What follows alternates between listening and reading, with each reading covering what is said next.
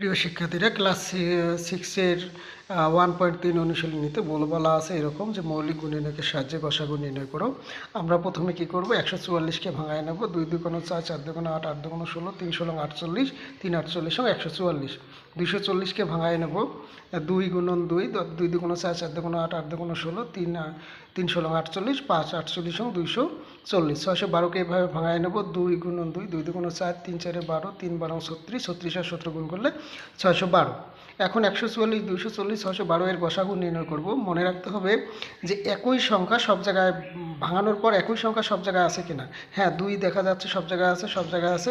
তাহলে আমরা 2 যেখানে এখানে খেয়াল করব যে যে সংখ্যাটা সব জায়গায় কমন আছে, আমি সেই সংখ্যাটা নেব। নেওয়ার পর দেখব যে সবচেয়ে কম আছে কোনটা। দেখা যায় 2 এখানে আছে 4টা, এখানে আছে 4টা, এখানে আছে 2টা, তাহলে আমি কমটা নেব।